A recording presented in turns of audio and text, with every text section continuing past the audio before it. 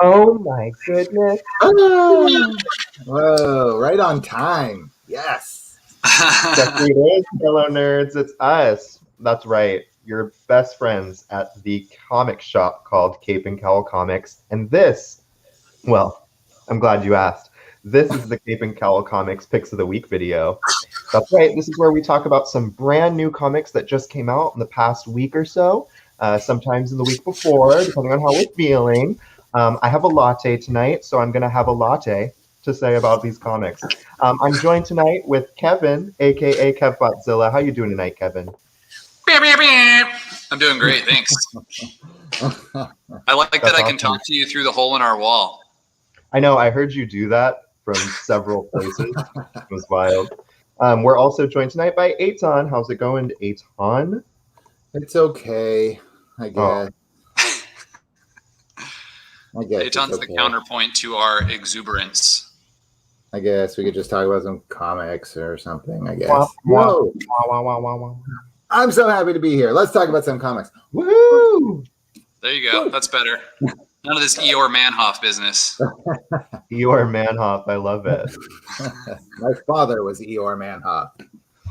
And my father's father was Eeyore Manhoff. I'm Eeyore Manhoff the third. I love it. So today was a little bit crazy. You guys survived as well. It was a little bit wild here at Ye Old Comic Shop. We had a lot going on. It was. Kevin, you got to post that picture of that you took that showed the whole store and the chaos of it all. If I show it on the screen, will it just like do that weird thing where it has the bar going through it constantly? Yeah, it probably won't look good. Just send it to me and I'll put it on the Instagram stories or something. But the store is it is chaotic. It is wild. That actually is pretty clear. Wow. Oh, yeah. Wow. Here, hold on, Kevin. Stay right there. Stay right there. There you go. Yeah. Wow. So the back wall, the slab wall is cleared. All of the packaging boxes got moved into the aisles where Aton is in the other aisle. And we popped a hole in that foo. So we're getting closer. Yeah, it's happening. We did run into some potential hiccups with our wall removal, but fingers crossed it doesn't slow things down too much. But there was more inside that wall than it appeared from the plan. But I think it'll be okay. And we've got other stuff coming. We had a painter come who's going to come paint some cool stuff. Our other contractor I was on the phone with, he's going to come tomorrow and help us with some fixtures and hang the final lights. Like, it's all happening. Make no mistake, it is in fact happening. Slowly but surely. Throughout all of that. Are we just going to cut like a door-shaped hole at least so we can go back and forth? I don't know what's happening. I don't know. They're going to start making a big mess on that side again. So who knows? Let's see. Let's see if we get an update tomorrow. Yeah. There's a truly like Bates Motel situation kind of hole in the wall right now where you can just peek. It's very creepy. Did you see the Instagram story I put on today, walking through the store all the way back to the hole and seeing through the hole? I did. That was fun. Here. I mean, everyone can see. It's getting done. Look at that shit. Oof, my mic does not want to stay plugged in. I'll tell you that much, folks. A Hulk-shaped door? That'd be cool. Like, oh. We call that an Aton-shaped door at the store. I was going to say, it's going to be the Kool-Aid Man shaped hole in the wall for sure. So he's this terrifying Kool-Aid impression. That is so terrifying. Oh, yeah. No, that was not some Kool-Aid. It was not an invitation to do it. Okay. Comic books. It's a little bit of a light week this week, kind of, sort of. We had a couple number ones come out, which is very cool. We try to highlight number ones for everybody to see what's brand spanking new and fun to get into. So we're definitely going to do a couple of those. And then, I don't know about you guys, but I have one that I pulled from last week just because we didn't get to talk about newer books last week. And there's some really great stuff that came out. So yeah, we should dive right in. Anybody feel strongly about going first with something cool? Sure, I'll go first. What do you got? I'm going to start it out with this amazing little ditty by my friend and yours, James Herron and Dave Stewart. We've been waiting for this one for quite a while. It's called Ultra Mega. This is a world where a sickness is spread all over the globe, but instead of making people deathly ill, it turns them into monster-sized kaiju. And the story is about this gentleman who is a part of a force that's tasked with, tasked by like an intergalactic sort of watcher character to help take down the kaijus. He's like a normal dude with like a daughter and a wife who like see him on TV turn into this gigantic monster. And then when he turns back into a human, he doesn't have any pants. There's like definitely a good amount of humor built into the story, but it was a super fun comic. And it's also like, 60 or 80 pages or something? It is a fucking monster of an issue. And it also does this really cool thing. Like, I would even be cool if it was just issue after issue of the same dude, like smashing some shit up and fighting monsters and rinse and repeat. Like, I'm into it. But the story does a little bit of a different thing where they introduce the characters and the kaiju and this guy who's fighting them. And then it does like this time jump, which is kind of cool. I'm not going to tell you what happens before the time jump or after, but it looks like it's setting up a universe full of really weird monster-powered individuals, and I'm super down. You read this also, right, Eitan? I did, yeah. I loved it. It's so very weird, but in a really fun way. Like you said, that the humor, there was a good amount of humor in it without it being like silly. Yeah. Just kind of. It just had a really good balance between like wild action and cool sci-fi and humor, and the art is so good and unique. And definitely like fans of, Daniel Warren Johnson, Trad Moore. I think he's like part of that crew. In fact, there's a Trad Moore variant cover. There it is. The one that I got here with all these weird, muscly, lanky monsters. So yeah, I really enjoyed it, and I did, like you said, it's a big, thick issue. I think it's 50 pages. Oh, cool! And every issue no ads, will though. No ads. No sticks, no stem. This is so check out this. This is kind of what the art looks like as Eitan's still talking about it. This is just kind of an example of the scale that you get when the kaijus fight. Like, they never draw a kaiju without a bunch of tiny people running around its feet, which just helps kind of, I think, enforce the just the monstrosity of these characters. Now, that said, I want to show you one other page that's really, really cool. Really cool. Really cool. How cool is it? Well, I showed you how big that kaiju monster was right there. And then... look at that shit. An even bigger kaiju. I'm smashing through the old city. So, I mean, I figure everyone kind of likes kaiju on some level. So I think this book will work for a lot of you if you're looking for something fun. We also have the black and white inks version of this cover and the cover that Eitan showed you. Those are the incentive covers for this book. I don't know. I think this is going to go places. I really liked the story. Plus, look at this. I know you're a sucker for design, Cody. Look at the back cover of this. Ooh. It's like ultra mega with a bunch of energy bolts coming off of it. And then all of us said that this little critter reminded us of different things. What did you say it reminded you of, Cody? I don't know if I did, but now that I'm looking at it, almost like Xenomorph almost. So when I saw this creature's little face, it kind of reminded me of the iguana from the Rescuers Down Under that's always trying to eat eggs. I don't know. Eitan, didn't you say it reminded you of something? It did, but I don't remember. That's okay. But it's gross. There's a lot of gross stuff in there. There is some really gross shit, like gross you out gross, but really like still in the same vein of like humorous and fun. Oh my god! You know what I'll say? I can't even talk about it without spoiling it. But yeah, you know what I say about this book to its credit, and I think you could say this about all. I know your 3 picks, all independents, number ones, and a number 2. Like it does not feel like one of these new independent comics that's a movie pitch in comic book form. Like this is just a super fun comic. It's not like polished to be like, oh, I can see that on the screen. You're like, no, you can't do this on the screen. It's too crazy. It's too over the top, and I appreciate that about it. Are you throwing shade right now at a title? Is there a title that is very much like that? No. What? What? Not even a whole publisher that or anything. Listen, I'm drinking a latte, but I could still use a little tea. So. Hey.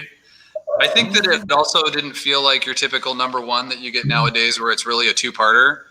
They handled the time jump perfectly. It didn't feel like they just dropped us off a cliff and left us chilling out for a month until the next issue comes out. It really felt like a nice completed first issue that sets it all up and introduces you to just enough of the story that you're going to come back for the second issue.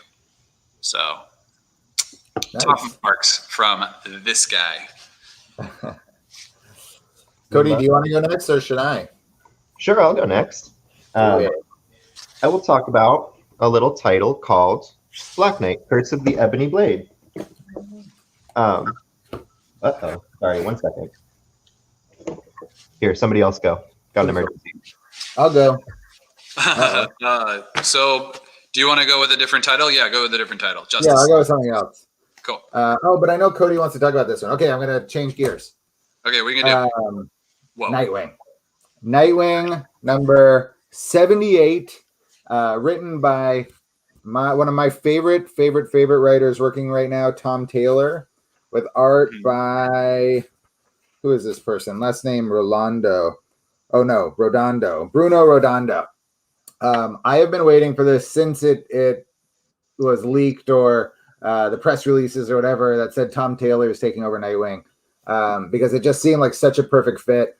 I love Nightwing. He's one of my favorite characters of all time. Yet I haven't read a regular Nightwing book in over 10 years. I haven't been reading Nightwing monthly. And that sounds like talking shit about the people who have been doing Nightwing for the last 10 years. And I don't really mean to. It just hasn't felt like the take on the character that I grew up with and really loved of Dick Grayson.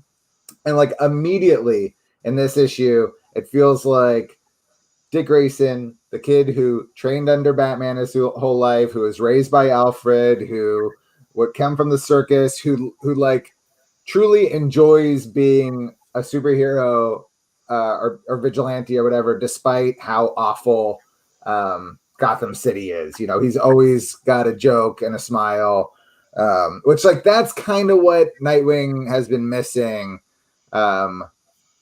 for years for me. He just like wasn't having a lot of fun. It's like it's also my main complaint about the Titans TV show, which I really, really like. They've got a Dick Grayson there who's like really sad and serious and whatever. Yeah, I'm just like, he's always bummed. Just smile. See this? See this little half smirk smile? right there? Yeah. That's it. So simple. That's all we needed. So this is issue 78, but it is a perfect starting point for this character, for jumping back into DC. If you're not reading DC, you start with Dick as a kid, and you see him standing up to bullies, and meeting Jim Gordon for the first time real briefly, and then it flash forwards to him as an adult, and he's running through Gotham, and he's doing Bloodhaven actually, and doing his thing as Nightwing, and he goes home, and Barbara Gordon is there, and Barbara is the executor of Alfred's will, because Alfred was killed a while back in the Tom King run. Alfred's killed by Bane.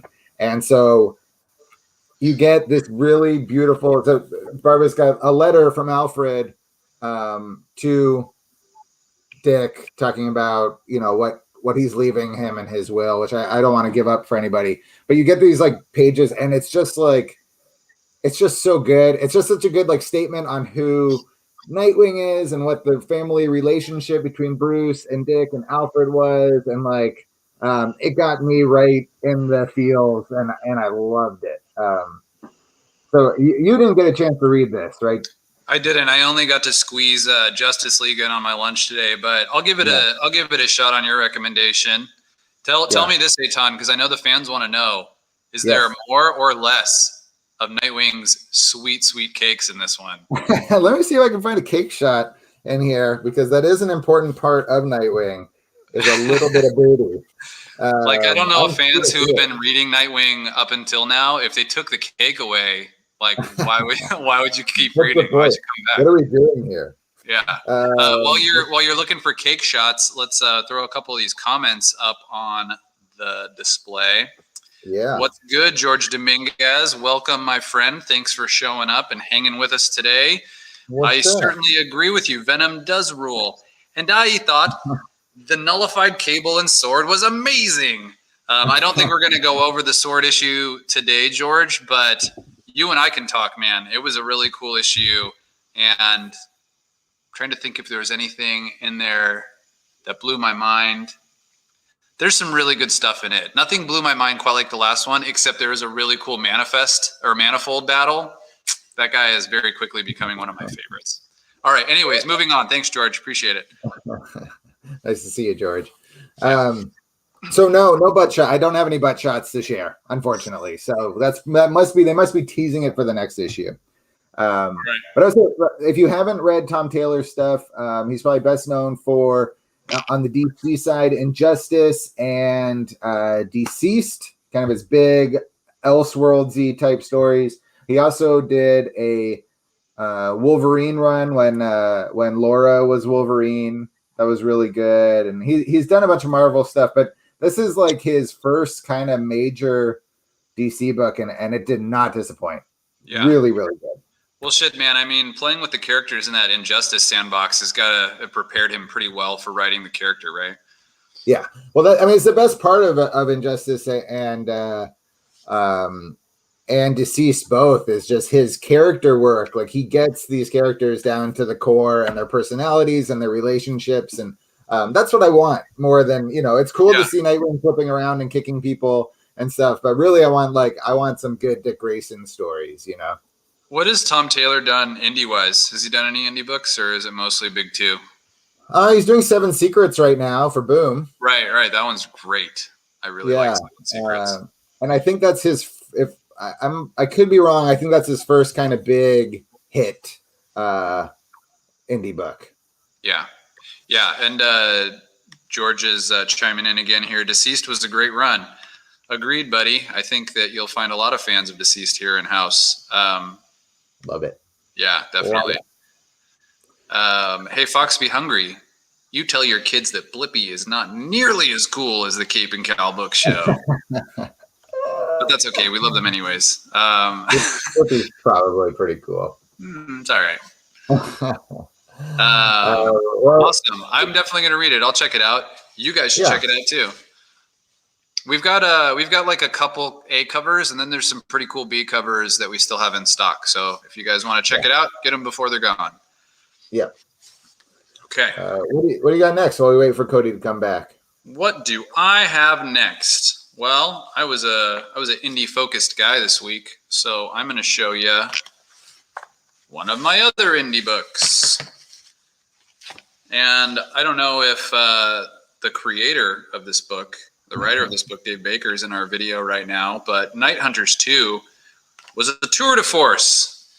We were shorted about 20 of our 22 copies last week, so this is actually a pick of the week that's coming from last week, making it into this week.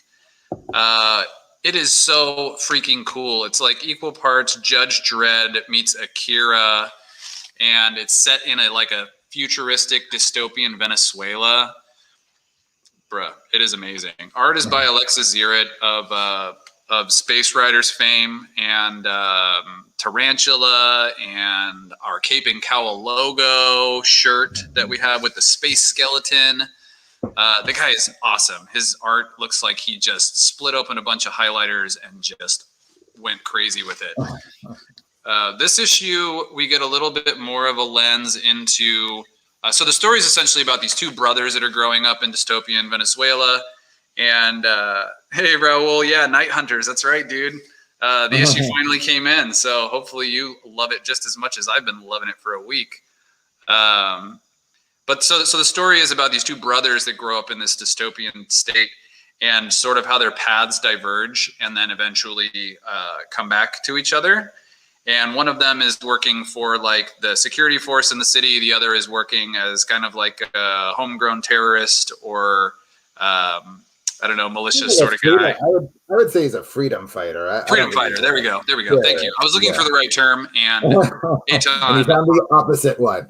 Yeah, well, that was the plan. I knew you were really good with antonyms, so I figured you'd have it. So anyways, this story, we get a bit more of a look into the freedom fighter brother, aka Junk Boy, as he goes from a whippersnapper on the streets to the leader of a revolution. There's not much in the way of details I can give you. There's a lot of dialogue where they're discussing what's going on. We get introduced to a couple of the key players behind the scenes. We also get introduced kind of where we left off in the first issue, where these two brothers who have been apart for a long time sort of find each other again, and they're on opposite sides, but they're not like immediately trying to kill each other or anything. There's clearly something there between the brothers. So I look forward to seeing how that plays out in the following issues. It's a nice tight 4-issue series. We do still have a couple copies of issue number 1. You should definitely read it. If you're not reading it, you're making a mistake. It's a big mistake. And I think there's a couple interesting things I think to add to it if you haven't had a chance to check out issue 1. In that there's an accident with the brother who ends up working on the peacekeeper side. And hey, there's Dave there in the comments. What's up, Dave? Hey, Dave. Dave, my guy. We love the book. Dude, your book picked us. I don't know what you're talking about. Dave, you're going to have to come join us here on this show and talk about this one and your upcoming graphic novel and your other stuff. I want to talk Action Hospital. Yeah. Let's do all that. But the thing I wanted to add about this is the brother, there's an accident or something happens to the brother and he ends up with all these like cybernetic enhancements. And so what's his name? He's almost like a RoboCop style. It's Sombra, right? Yeah, Sombra. Yeah. And so that it's a really interesting element of kind of like, is there anything left of my brother in this machine? You know, is the person I love still there? And can he feel love towards his brother anymore? And then a whole element of like the business of policing and prison, which like Dave, we really do need to have Dave come in and tell us about this because it to me it seems like a big commentary on police, prison, government, all these things, and it's fascinating and it's so timely. It came out, the first issue came out. There was something going on. If you can imagine, there was something going on with police in the news acting inappropriately.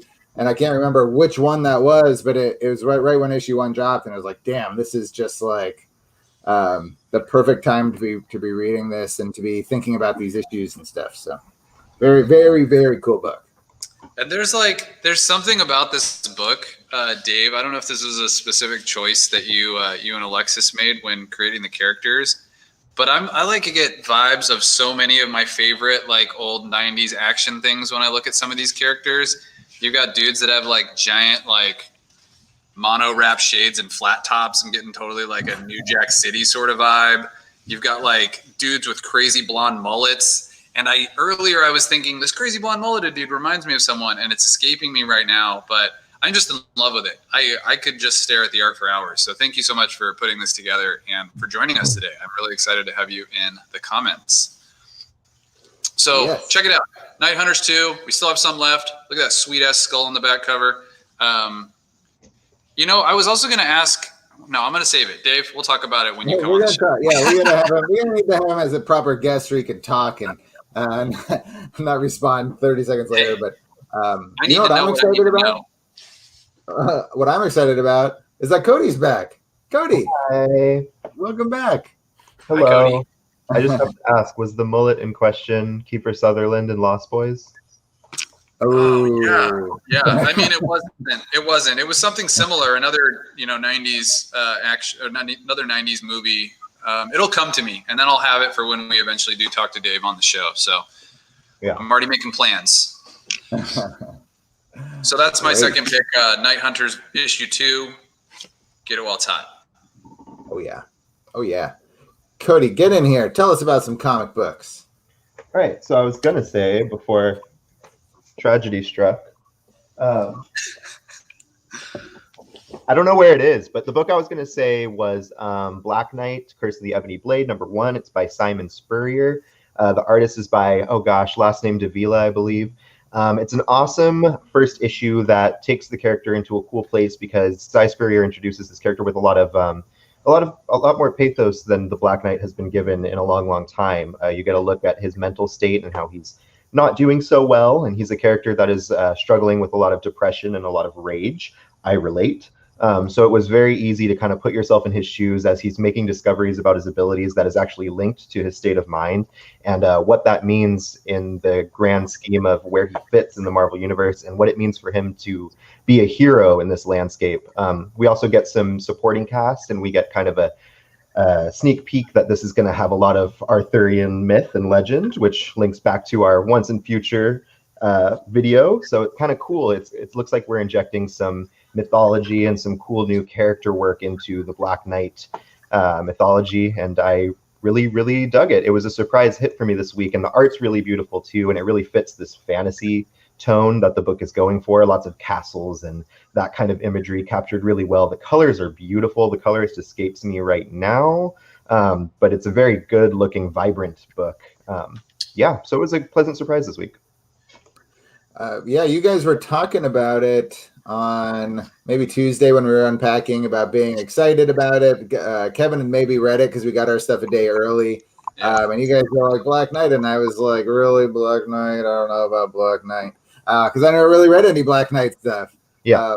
But you guys, you talked me into it. You said, which I didn't. So I know nothing. I may have never read a comic with Black Knight in my life, unless he was like in the background or something, or maybe part of a team book I read that I don't even remember. So no background at all. And I read the issue because you guys said to, and I super enjoyed it.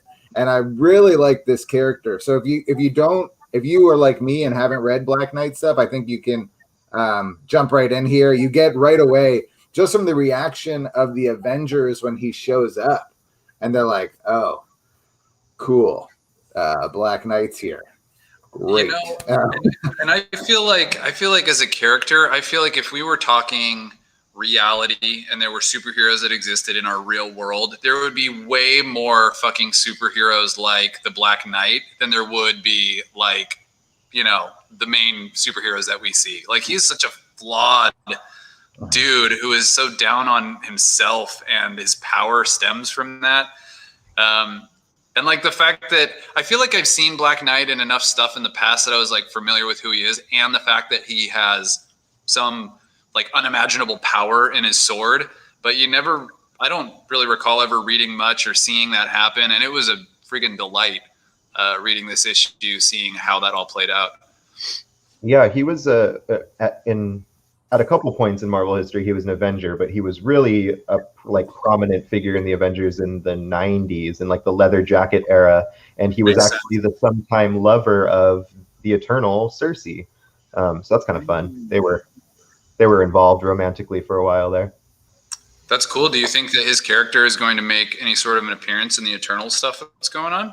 Wouldn't that be wild? Wow. It seems pretty timely for it to not be related, but I mean, I guess these stories have been floating around out there for a very long time, so who knows? You have a good point. Out of like all of the King and Black tie-ins to throw at us, they threw a Black Knight tie-in at us. Like, what does that mean? What are they planning? All I know is that they put a really great writer on the title, and that's what I think makes it special.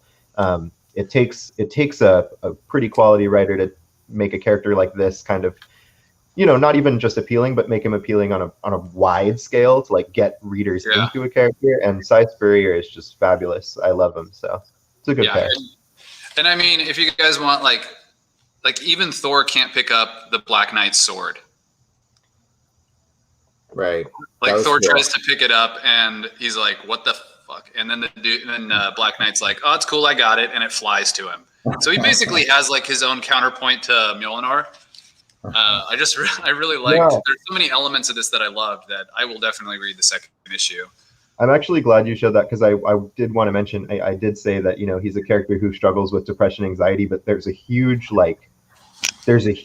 part of it that was very, very poignant to me. And it's the fact that Cy Spurrier is a very funny writer, and he makes this book very funny. So it's not an entire downer. It's actually really funny, because Black Knight kind of, what he does, what I found even more relatable, is that he compensates for a lot of his sorrow and his anger with kind of being a clown. So he'll kind of like overcompensate and to be like friendly and funny to like make friends and keep people close, and it pushes people away. Like he's a very like unique and important character in that way, because like I feel like that's something that speaks to a lot of different kinds of people, myself included. So, but it's funny, like you see him doing it, and like he has great lines. Like he says that they should all go out for drinks or something after they beat this villain, and somebody in the Avengers is like, "Dude, it's 10 a.m." and he's like, "Oh, verily." Like he tries to use like medieval speak, and like even Thor is like, "Why are you doing that? Are you mocking me?" and he's like, "No, it comes with the territory. Like I have armor and a sword." It's full of like it's a very funny book too, but it has a lot of pathos and a lot of things that people could relate to, I think.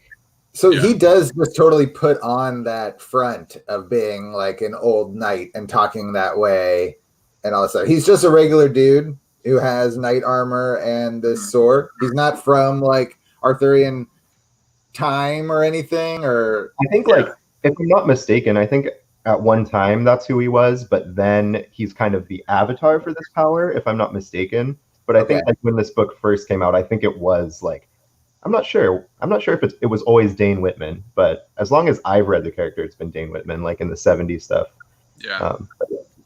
Right. He's because Black Knight was created by, I think, Stan Lee in the 40s as like just a knight, like one of his throwaway knights characters, and then somebody picked him up in the Silver Age, I think, and put him in the Avengers books, and then did the Dane Whitman stuff. Honestly, like one of the coolest costumes too. I love the Black Knight's costume.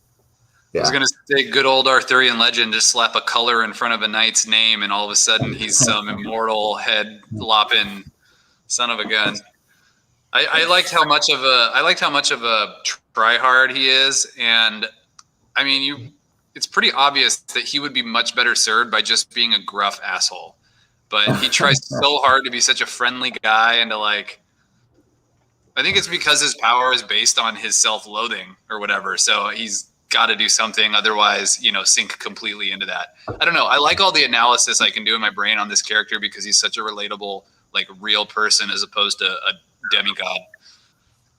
Yeah, and it's great too. He's like, literally, the book opens pretty much with him in a therapy session. But it's funny because the therapy session he's in is like with this droid, or like a some kind of software program. It's like an app where they just listen.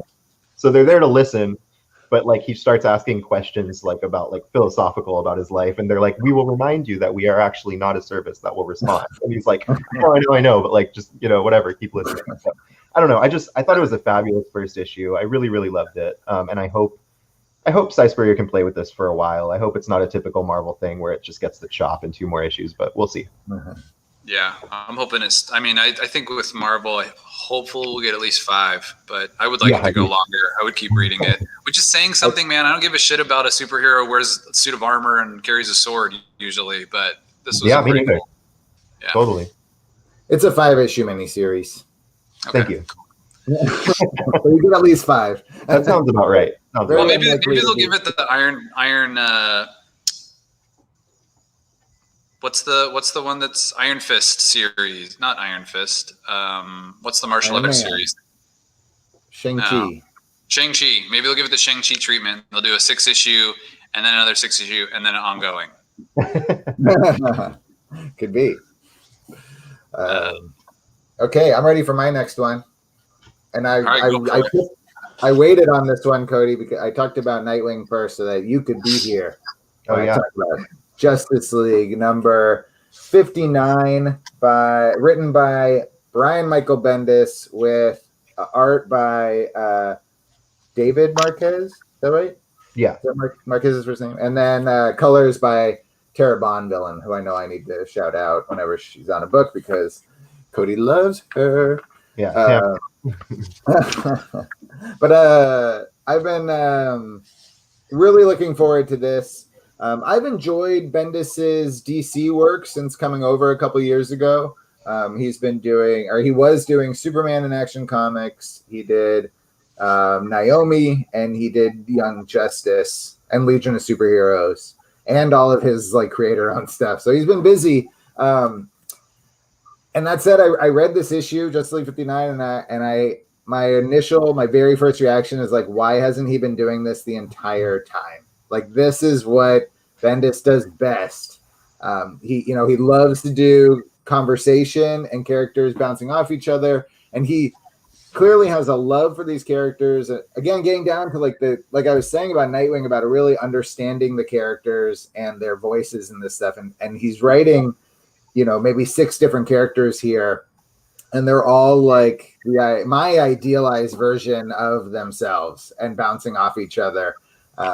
And there is action, and it ties back to his Naomi stuff. So if you read Naomi, or if you're gonna read Naomi, because they just like cast her for the new TV show, the new Naomi TV show, this was great. And it's the cast, the team is Superman, Batman, Diana, Wonder Woman, Green Arrow, Black Canary, Hawkgirl, Aquaman, and then Black Adam appears like he's going to be on this team, which should be fascinating. And it already in one issue you get these great character beats between Black Adam and bouncing off people like Superman and Batman. Yeah. So I like that he didn't make Black Adam so like one note antagonistic. Like it was a cool way to do the character for sure. Yeah, right. I mean, that's, the thing with Black Adam, what they've really established over the last, I think Jeff Johns really got this going when he was doing his Justice Society and stuff. So maybe 10 to 15 years ago, but Black Adam is the leader of Kandak or Kondak. Nation, right? Nation, right? And all he cares about is protecting this country and its people. He's like a Namor kind of, right? Like he just doesn't give a like as long as his people are cool, he's cool. That's it. That's it. That's all that matters. There's one rule, and it's don't fuck with Kondak, Right. And so of course this villain sets down there, and that's not going to work. And then he wants to fight him, and then the Justice League shows up, and he's like, Justice League, this is you're in my house. Get out of my house. Like I will deal with this. And it's a little more than he can deal with. And after they throw down a little bit, they go back to the Justice League tower, and that's where you get these really, really good characters moments. Like Green Arrow wants to grow the team. He wants some new voices. He says, we always, it's nice. We're comfortable. We really like working with each other, and we have for our whole adult lives, and we're really in a rhythm. And that's the problem. Like we need some new voices, we need some new people in here, and we need to, focus on the truth and justice aspect of what we're doing. And immediately Superman's like, oh, that's a great idea. And that leads to my favorite moment of this whole book, which is when Green Arrow just turns basically to the rest of the Justice League and is like, by the way, guys, when Superman agrees with me, I don't care what anybody else thinks. I was like, oh, it's so perfect. It was such a perfect Oliver Queen moment. It was such a great understanding of DC's role or Superman's role in the DC universe. I just loved it. Yeah. There was a moment in that book I loved too, which was the when Superman shows up to the fight. Like I just like you need to I feel like people try to play the subtleties of Superman too hard. Like the dude is just OP. So when he shows up to a fight where these like I guess it's a Marvel term, but Omega level heroes are struggling and he just grabs the dude and throws him. I love that shit. That's like, those are the times when I love Superman, when he just shows up and like, there's nothing you can do. He's Superman. It's over. Yeah, it was super well done. I mean, I don't think that like they didn't give it a lot of treatment. It wasn't like a full page. It was like literally 2 little tiny panels, but it was one of my favorite parts of the issue for sure. Yeah. It's paced really well. They accomplished quite a bit in this, which is nice also for a Bendis book, because he is kind of known for being the poster boy of extending stories and making 3-issue stories, 6-issue stories, right. And I really thought the pacing on this was good. Yeah, I agree. I see a comment here from Josh. Cody, can you tell us about why I should like a Mutants comic? Hey, Josh, you crazy guy. Why don't you talk about that with us at the store? This is a review podcast, bro. Picking fights. Yeah. Shots fired. Don't be coming in hot like that. I mean, I totally would. I know you would. But we got comics to go through. Yeah, I guess that's true. But I will say, it's worth mentioning, I really, really liked this Justice League issue, which is a big deal because I don't read a lot of DC, and when I do, I'm kind of harsher on it, / I don't always pick up the intricacies in the history of what's going on, so I lack that level of appreciation. But this I found to be super new reader friendly. I think this is a great place to jump on because there's nothing, you never feel like you're missing anything. The one thing I'd say that you might feel like you're missing if you're like a freak about continuity like I am is that you'll want to know more about Naomi, but I don't think we're going to go that much longer without Bendis breaking that down and having Naomi meet with some of the people in the Justice League. And we'll probably get a good solid flashback or at least, exposition about who she is. Other than that, like you can jump right in. Everyone sounds awesome. I love Bendis's dialogue. I'm a big Bendis fan, so there's a level of what you can expect, and it's delivered here and it's fun. And half the issue is like kind of this action sequence that'll hook you, and the rest you start to see what his voice for the characters are going to be like, which I thought was promising. I had a lot of fun with the issue. It looks beautiful. David Marquez, colored by Tamara Bonvillain. It's just hits all throughout. So I'm excited. I'm going to be reading Justice League. This is a wild world, wild time we're living in. But I'm gonna keep going. I was telling Eitan too when we talked about it a little bit that I even liked his voice for the villain, like the bad guy that they're fighting. I think he says dude to Superman or says dude to Black. He's like, dude, you're not gonna like my answer. And I just love that level of banter that Bendis has in almost everything he does. It's one of the things people read his stuff for, and he delivers not just in the characters that are going to be sticking with the series, but this. Who knows, maybe one-off villain that shows up. So if he keeps that up, I'll keep reading it. I don't think he's a one-off villain. He was like the main, I think that's like the main bad dude from the Naomi series. So, or at least similar, right? From the same planet. Because I thought he looked familiar. Did you look at Naomi? Is it the exact same dude? I just kind of assumed. I can double check Naomi, but I think, I think certainly from Naomi's world. I think that's why Naomi in particular. Even better, man. Even better. I loved Naomi, so I'll take whatever pieces of that you want to continue in other stories. Yeah. Yeah, I just read that book in preparation of Justice League just to get a feel for her because I had never read it, and I really enjoyed it. Talk about a beautiful book. That's Jamal Campbell, and oh my God, it's a beautiful book, and it's super cinematic. You can see every panel as if it were a shot in a film, and it looks beautiful. Naomi's character design is incredible. It's so good. I loved it. Yeah, Jamal Campbell is no slouch. His art is like top fucking tier for sure. Over on the far sector right now. Yeah, right. Another beautiful looking book. Awesome. Okay. Any other thoughts about the JL? Read it.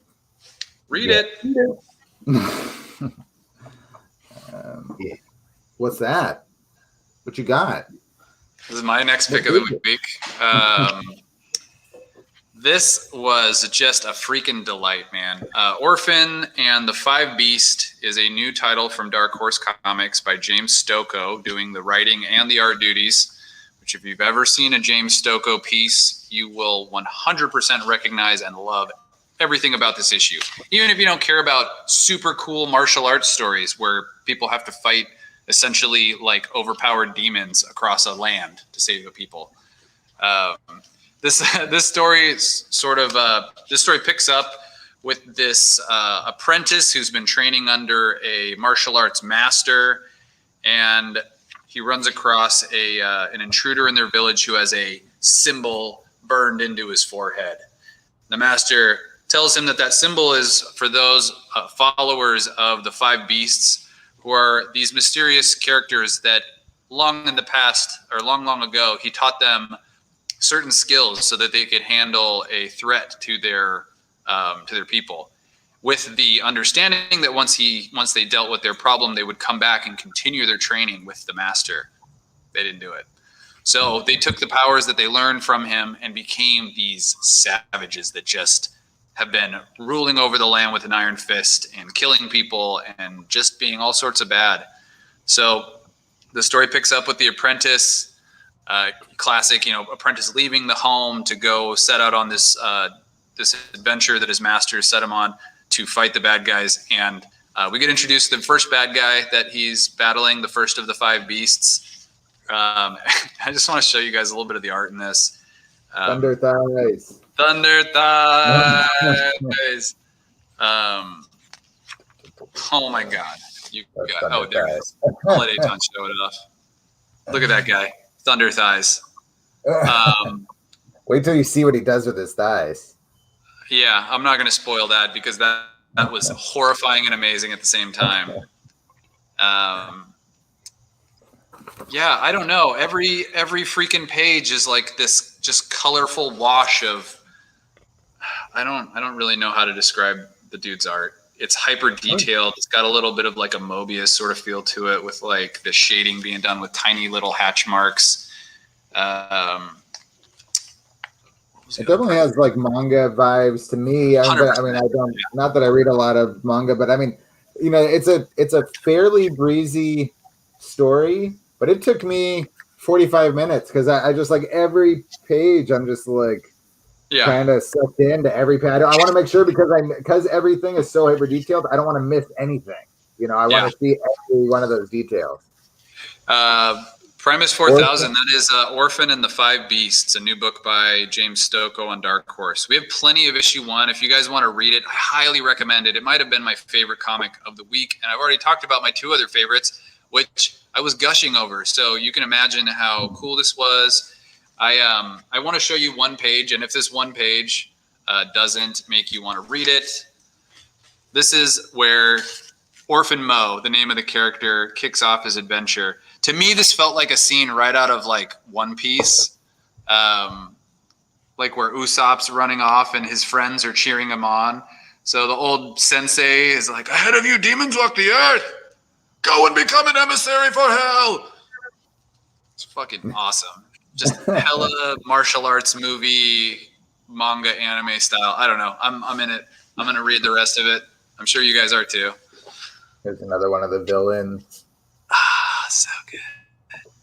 It's just, again, like, I mean, the story is great. The story is really fun. But another one where the art is just like mesmerizing and worth the price of admission. It wouldn't even need dialogue and you'd love it. And then fortunately the dialogue is super fun. Cool book. Yeah, don't miss out. And I have a feeling like you're introduced to these mystery characters and they're represented as these like sort of faceless apparitions. But I think like it shows one of those shadows with big ass thighs. So I think we kind of get like the curtain pulled back reveal of the characters that we see as shadows in the beginning of this book. So that'll be fun too. Yeah, Eric Rigsby, this book was made for you, buddy. You should check it out. I think you're coming down soon to see us and pick up your stuff. We can definitely throw one on there if you want to check it out. What else you got, Cody? Yeah, so I wanted to talk about a release that came out last week that I was super excited about, that I wanted to kind of spread the word is happening. This is Proctor Valley Road, issue number 1. This is a new book by writer Grant Morrison, the prolific Grant Morrison, with co-written with Alex Child and art by Naomi Franquise. And hey, look at that. The coloring is by Tamara Bonvillain. This was, talk about a surprise. This was an awesome book. I only gleaned so much from its solicit. All I knew is that If Morrison's name is on something, I'm going to buy it eventually, whether that be in singles or trade. So I went ahead and ordered it, and I am really happy I did. It's basically an all-girl cast set in the 70s. These girls are kind of all, kind of your typical 70s brats, and this whole, basically the premise of this first issue, they're trying to like get enough money to go see a Janis Joplin show. And to do that, they basically decide that they're going to bank on people's interest in like local urban legends and some spooky urban legends that are being, spread by word of mouth. They're going to go ahead and be like tour guides to go see this haunted road. As it turns out, there is some freaky stuff going on that they get wrapped up in, and they're kind of like, out of their depth when it comes to what they are trying to do. It's a really great, promising first issue. The art is also very nice. It has kind of this almost this YA vibe to it, which I'm not always a big fan of. But I will say that after I finished it, throughout the journey of reading this book, it kind of did grow on me, and kind of the juxtaposition of that kind of YA vibe with some of the, these girls are very like profane. They're smoking cigarettes. They're like passing a bottle around. So kind of that art mixed with kind of their attitudes and some of the scary stuff that goes on involving like demonic spirit monster things. I kind of dug it. I was into it. And like I said, the coloring by Bonvillain is beautiful. Everything kind of has that nice glow to it, depending on the time of day. She really sets the tone. Yeah, awesome first issue. I was a big fan. I agree. I felt like the to the point you were making about the art. I'm the same. I'm not always in it immediately when I see like a little bit more YA-y sort of art. But the coloring by Tamara Bonvillain, like the colors are chunky and beautiful and bright. I really enjoyed it. I would read something like this first issue. I wouldn't always come back for an issue 2, but I'm gonna keep reading this for sure. Yeah, and it's kind of fun too. Sorry, but I have to add this. The last page, I'm gonna try not to ruin anything, but there's like an address, and it's for Alameda County, and it's in Hayward, California. Yeah. I looked that up on Google Maps, and it's like this. It is like this. It looks like a long road with nothing really on it except for some weird like warehouse. And I was like, "Whoa, spooky!" Yeah, one of our friends, Rob is Rob from the claim sales and stuff, sent me a picture of the same thing. He sent me a picture of that panel and then a picture of the Google Maps. He's like, I know. I was just like, "Whoa!" I was like, "Hayward, California, like Alameda County. Let's do this. What is this? Let's go there." They better be dropping some hellas in the following issues. I really like I like Josh's description there of a way to describe this book. Stranger Things meets Paper Girls meets Something is Killing the Children. I think there's something to that. The like period, set in a particular decade that gives you a certain feeling. You got the all-girl cast; they're all kind of badass and independent and cool, like the girls from Paper Girls. And then Something's Killing the Children because there's some monsters and they kill some children. So that totally works. Yeah, it's great. Yeah, good call, Josh. I think we all agree with your assessment of the title. And I will say too, Grant Morrison is the kind of writer that is a little bit divisive. When you say their name, it's kind of like people either get very excited or kind of turned off. But I will say that Grant Morrison's involvement in this book, to me, feels more like they're involved with the plotting. And the co-writer, Alex Child, might be doing a lot more of the scripting and dialogue because the dialogue flows in a way that doesn't feel very Morrisonian. And that's not like, a dig at the writer. It's just that it feels a little more natural. Like Morrison can do natural dialogue, but he really likes that weird, heady dialogue where everyone's kind of speaking their own language almost. I'm obsessed with it. Not everybody is. So if you're kind of turned off by Grant Morrison's name, like have no fear. I think it's more their concepts and, the script assist from Alex Child is making it a little more accessible, I'd say. So I would really like to add the word Morrisonian to our lexicon when we talk about comics. I liked that a lot. I'm going to say this now because there's only 11 people watching and I don't think any of you will steal it, but I almost started a blog called The Morrisonian, and I was going to treat it like a museum of like dissecting Grant's work. That was like a thing I was going to do. I got very, very obsessed with them when I like first discovered them, and then like that was an ambition I had that didn't really come through. If anyone does steal that idea, just involve me. We'll collaborate. When did Grant Morrison, is Grant Morrison going by the pronouns they them? Yes, indeed. When did that start? They came forward with it, gosh, maybe like a month ago. I can't really remember. Oh, so it's super fresh. I was like, I don't think I've heard them referred to that way before. That's cool as hell. Yeah. There is a random question. Hey Primus, I've seen you ask this last week too. God of War, Fallen God. We only ordered them for people that put in a pre-order for it, so we don't have any more copies, unfortunately. Sorry about that. Definitely check with our, hop on the app and check those final order cutoffs so you can get an order in before we're not able to get any more. Call the shop or email us tomorrow. We'll figure it out. That's all I wanted to say about that. Thanks, guys.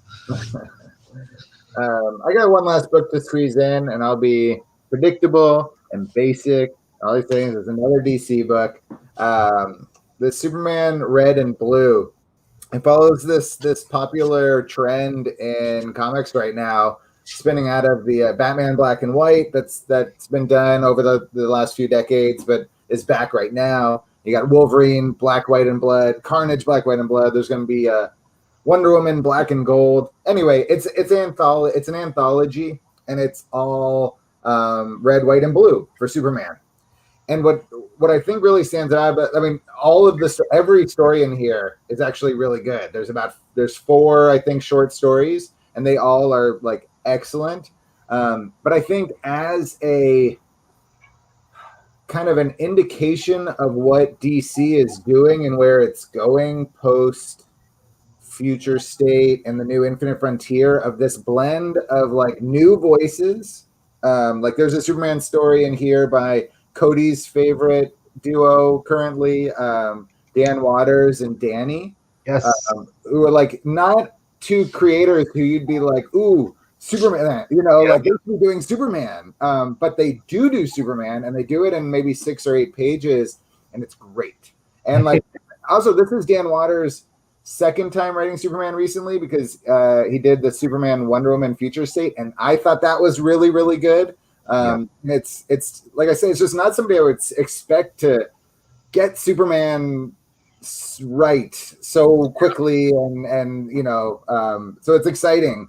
And but mixed with the new voices, you do have some industry people who have been around, but maybe for whatever reason haven't gotten their shot at DC, because like the same guys have been getting the work over and over and over again. There's like a stable that the people in charge like to reach from, but this one's got like Wes Craig, who's been doing the art on Deadly Class for 10 years now. Writing and drawing a Superman story about Superman being saved by like a little refugee kid. Like there's just, I don't know, it's just great. Like it's all about these new voices or different voices taking on a character and like making Superman feel fresh, which is not easy. So you could, it's got John Ridley, who created the next Batman for Future State and directed the movie 12 Years a Slave. And his take on Superman is really good. You get some Steve Lieber art in there. I know we're all Steve Lieber fans. Marguerite Bennett writes a great Superman story in here. So it's just I loved it, and I just love what it means for like DC Comics in the future. And that's kind of like something that I've had to keep in my head when I'm ordering like new titles that have come up. Like you said, there's a lot of these black, white, and red, black and gold, red, white, and blue. It's easy to look at them as like just another way for the publisher to get your money for some stories about a character that you kind of like. But I've been looking at them more, especially like the Wolverine stuff. Like some of the stories are really freaking cool. And like you said, these are creators you never would have seen on these characters in the first place. So I'm hopeful that eventually they'll mine the content they're creating and putting out now for the next generation of writers for these titles. Like that's really where I'm seeing the biggest value in these little like 4-issue anthology series. Yeah, totally. I think that must be what they're for, in kind of a practical sense, is like little tryouts and things. Like I am now having. Now this is the third thing I've read Dan Watters write Superman, and now I'm like fucking pretty hopeful that Dan Watters gets a Superman book. Which like who knew? Who knew? Like yeah. Just I couldn't have.